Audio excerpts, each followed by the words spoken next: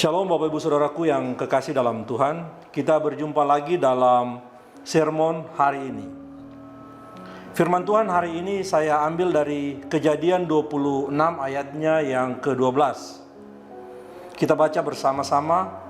Maka menaburlah Ishak di tanah itu, dalam tahun itu juga ia mendapatkan hasil 100 kali lipat, sebab ia diberkati Tuhan. Bapak Ibu Saudaraku yang kekasih dalam Tuhan, ketika seseorang ditanya apakah ia mau diberkati Tuhan, pasti orang tersebut akan menjawab mau. Bahkan kita semua jika ditanya apakah kita mau diberkati Tuhan, pasti kita akan menjawab ya, saya mau diberkati. Tetapi pertanyaan yang lain ketika ditanyakan bagi kita, khususnya bagi orang Kristen, ditanya begini, apakah Anda atau saudara hidup taat sesuai, maksud saya, apakah Bapak Ibu Saudaraku yang kekasih dalam Tuhan sanggup hidup taat sesuai dengan kehendak Tuhan?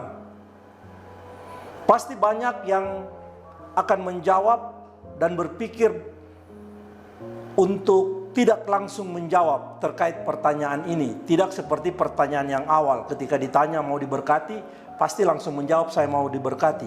Tapi ketika ditanya apakah kau mau hidup taat sesuai dengan apa yang Tuhan mau, tidak semua orang akan menjawab ia mau hidup taat.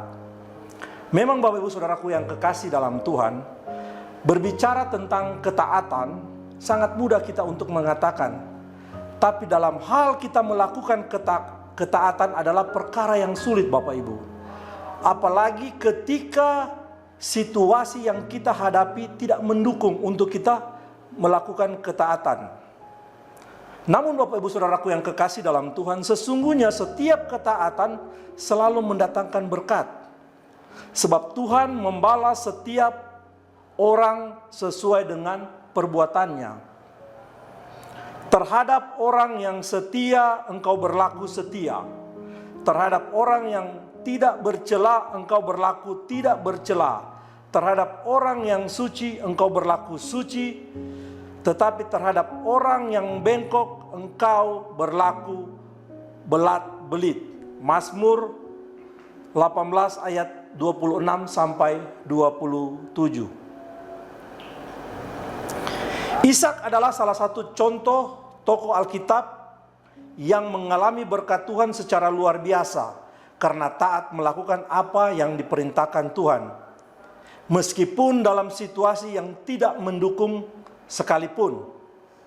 Seperti ayahnya Abraham, Ishak juga taat melakukan apa yang Tuhan perintahkan kepada dia. Kita ingat bagaimana Abraham begitu taat melakukan apa yang Tuhan perintahkan ketika itu, yaitu mengorbankan anaknya Ishak. Ketika terjadi kelaparan yang hebat, Tuhan melarang Ishak untuk pergi ke Mesir. Padahal kita ketahui Mesir waktu itu adalah merupakan tanah yang subur dengan sungai Nilnya yang luar biasa besar dan panjang yang bisa mengairi seluruh tanah Mesir. Melainkan Ishak tinggal di Gerar, suatu tempat di Filistin. Di sana dikatakan, tinggallah di negeri ini sebagai orang asing, maka aku akan menyertai engkau dan memberkati engkau. Sebab kepadamulah dan keturunanmu akan kuberikan seluruh negeri ini, dan aku akan menepati sumpah yang telah kuikrarkan kepada Abraham ayahmu. Kejadian 26 ayatnya yang ketiga. Perintah Tuhan seringkali tidak masuk akal. Sama halnya ketika Tuhan memerintahkan Abraham untuk mengorbankan Ishak. Ini juga dialami oleh Ishak waktu terjadi kelaparan. Karena itu banyak orang tidak mau taat, padahal Tuhan punya rencana yang indah bagi setiap orang yang mau taat kepadanya. Firman Tuhan katakan, sebab rancanganku bukanlah rancanganmu, dan jalanmu bukanlah jalanku. Demikianlah firman Tuhan, seperti tingginya langit dari bumi, demikianlah tingginya jalanku dari jalanmu dan rancanganku dari rancanganmu. Yesaya 55 ayat 8 sampai ayatnya yang ke-9. Bukan perkara yang mudah untuk tinggal sebagai orang asing di Gerar. Namun Ishak memilih taat kepada Tuhan.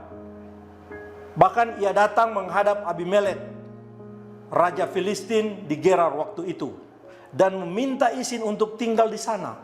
Bapak Ibu Saudaraku, Alkitab mencatat bahwa ayah Ishak, dalam hal ini Abraham, juga pernah tinggal di Gerar. Dan dia juga menggali sumur-sumur di Gerar waktu itu, walaupun sempat ditutup oleh orang-orang Filistin. Firman Tuhan katakan, Ishak menabur di tanah itu, dalam tahun itu juga mendapatkan hasil 100 kali lipat. Luar biasa Bapak Ibu. Tahun itu juga sudah mendapatkan hasil 100 kali lipat. Sebab ia diberkati Tuhan. Dan orang itu menjadi kaya, bahkan kian lama kian kaya. Sehingga ia menjadi sangat kaya. Luar biasa Bapak Ibu. Meskipun di tengah krisis, hebat Ishak berani menabur. Ishak taat untuk melakukan apa yang Tuhan perintahkan. Dia berani menabur. Dia berani menabur di tanah Gerar yang kita ketahui waktu itu adalah tanah yang kering dibanding dengan Mesir saat itu. Mungkin menabur di tengah penderitaan atau kekurangan yang kita alami saat ini, secara logika hal itu mustahil. Mungkin kita pernah ingat bagaimana cerita 5 roti dan 2 ikan bisa memberi makan 5.000 orang. Bahkan lebih, luar biasa Bapak Ibu. Itu tidak masuk akal Bapak Ibu. Tetapi ketika mereka taat melakukan apa yang Tuhan Yesus perintahkan, terjadi mujizat. Sama halnya dengan janda di Sarfat. Hanya dengan segenggam tepung dan sedikit minyak, ketika ia taat memberi apa yang terlebih dahulu harus dia lakukan kepada hamba Tuhan saat itu, ia tidak mengalami kelaparan. Bahkan tepung dan minyak di rumahnya tidak pernah habis selama musim kering berlangsung.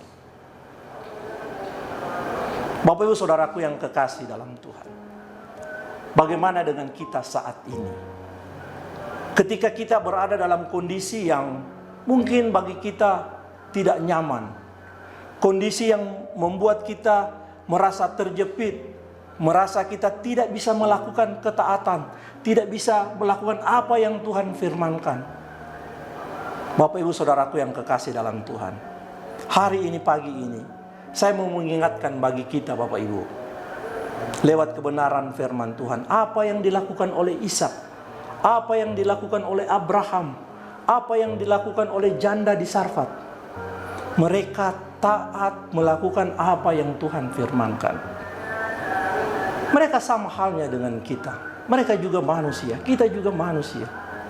Kita percaya kepada Tuhan, mereka juga percaya kepada Tuhan. Jika mereka bisa mengalami mujizat ketika melakukan ketaatan, kita pun, saya yakin dan percaya, akan mengalami mujizat, akan mengalami penuaian ketika kita melakukan ketaatan.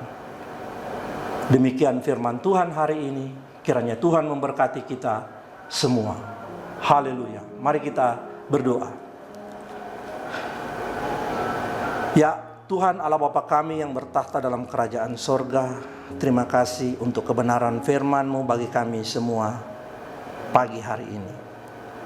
Kiranya Roh-Mu yang kudus dapat memeteraikan firman-Mu dalam kehidupan kami setiap hari, sehingga kami tidak hanya mendengar, tapi kami menjadi pelaku firman-Mu. Berilah kami kemampuan untuk benar-benar dapat hidup taat, melakukan apa yang Engkau mau dalam hidup kami. Kami menyerahkan kehidupan kami hari ini ke dalam tangan kasih-Mu. Kami mohon pertolongan-Mu Tuhan dalam setiap usaha pekerjaan kami semua. Hamba-Mu berdoa jika ada mereka yang saat ini menyaksikan program sermon dalam kelemahan tubuh, Tuhan jamah, Tuhan sembuhkan. Ada yang dalam pergumulan, berbeban berat, mari Tuhan Engkau yang buka jalan. Terima kasih Bapa dalam surga, memberkati kami semua. Inilah doa kami dalam nama Yesus. Kami berdoa, kami mengucap syukur, haleluya. Amin.